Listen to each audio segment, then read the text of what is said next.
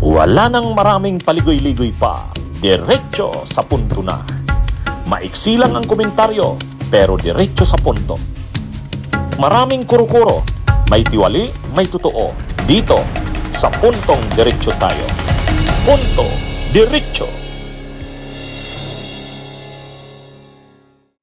Ang isa pang ginagawa ni Aimee. May post na naman si Aimee, isa pa to ha. May post na naman siya, nakita ko ito. Sabi niya sa post niya ni Aimee Marcos, tungkol sa pagtitipo ng ebidensya. O ito pa. Kaya ito, ano na naman niya ito masama na namang ginagawa ito ni Aimee Marcos. Sabi ni Aimee Marcos, mensahe para sa matatapang. Sa lahat po ng nagpapadala ng impormasyon, larawan at iba pa tungkol sa usapin ng droga na aking hinarap, tinanggap at gustong solusyonan para sa aking pamilya at ating bayan. Ligtas po ang inyong pagkakakilanlan. Tatanawin ko itong malaking utang na loob. Sa mga nais pong magbahagi, iingatan ko kayo. Senator Aimee R. Marcos, Nobyembre 19, 2025. So imagine niyo yan mga kabunyog, mga kababayan. Ibig sabihin, nag-i-encourage si Aimee Marcos, nag-i-encourage siya sa mga tao na magpadala sa kanya ng mga ebidensya tungkol sa pagiging involved ng kanyang kapatid sa illegal na droga. O yung pala, siya naman pala, malamang wala ring ebidensya Wala rin siyang ebidensya, wala siguro siyang video, wala siyang picture.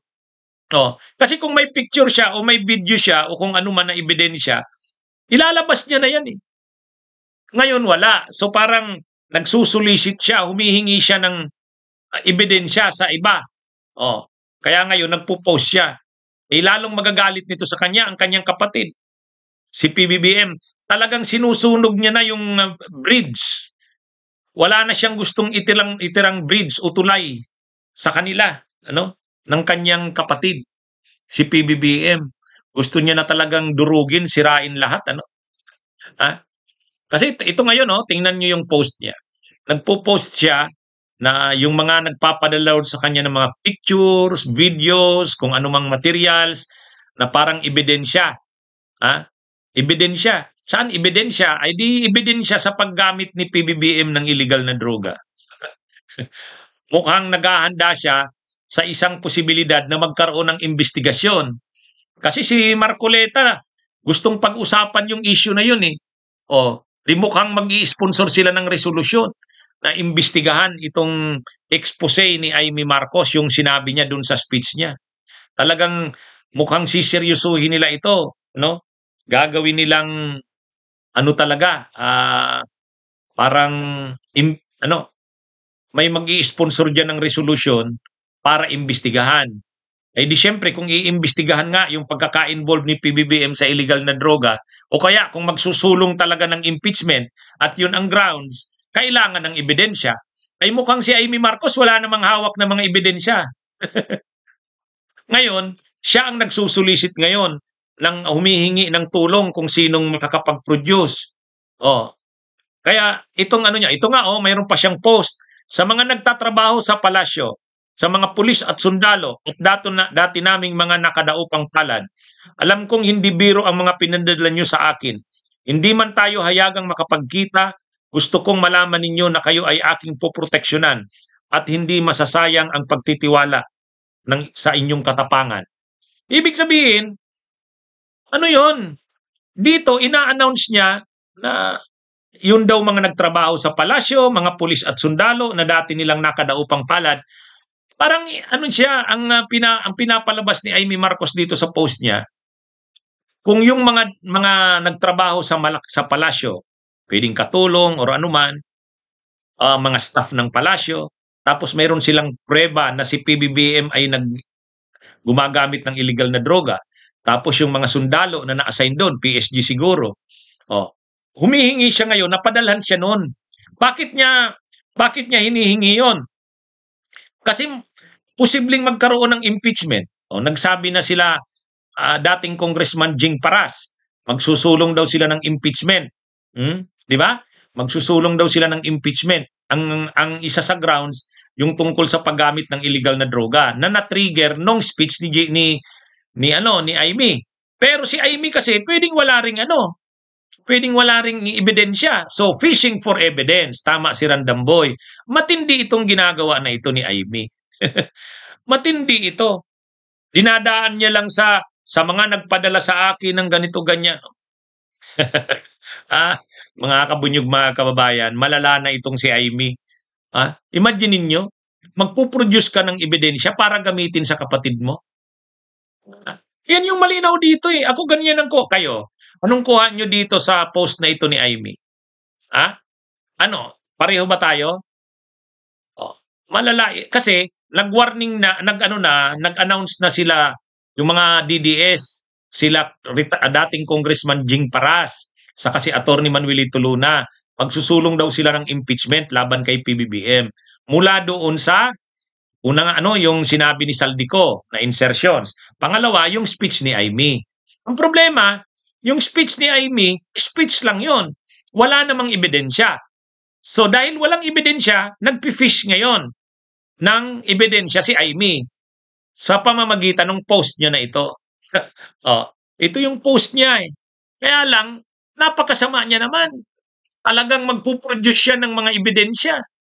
Ang ini-expect niya, may mga nakakakilala, halimbawa kay PBBM, nagparty sila, tapos napicturan. Gusto niya ipadala sa kanya yun. Siguro babayaran pa nila. Babayaran pa nila. Dinadaan lang sa mga mensahe na, actually yung message niya nga, sa lahat ng matatapang. Ito, ano ba yan? Mensahe para sa matatapang. Sa lahat po ng nagpapadala ng impormasyon, larawan. Ay, matindi. Matindi ito. Ano yan Post yan sa kanyang Facebook page. Hindi ito intriga itong sinasabi ko. Nakita ko sa post niya sa kanyang page, sa kanyang Facebook page. Kaya matindi ito, mga kabunyog, mga kababayan. Kasi kung doon lang kasi sa sinabi ni Amy, wala namang ebidensya doon. Wala naman. Ibig sabihin, wala siyang ebidensya. Ngayon, naghahanap siya ng ebidensya. Kasi, kailangan niyang isubstantiate yung kanyang mga sinabi, kailangang suportahan niya ng ebidensya. Kung hindi, napakasama niya. Kasi, nagsasabi siya ng ganun, wala naman siyang ebidensya. Ngayon, magpuproduce siya ngayon ng ebidensya. Yun na, kaya nananawagan siya. Matindi. Lalalim pa ito, mga kabunyog. Itong away na ito ng pati Iglesia ni Cristo nalalagay sa alanganin eh. Bakit nalalagay sa alanganin yung Iglesia ni Cristo? Siyempre, kailangan magpaliwanag ang Iglesia ni Cristo. Diba? Sinasabi nila, yung rally nila, political, neutral, walang politika. Ang panawagan lang talaga nila doon, transparency, accountability.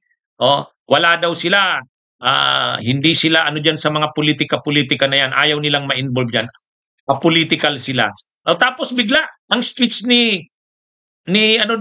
Amy, talagang bira kay PBBM. Masasabi mo pa bang apolitical yung rally na yun?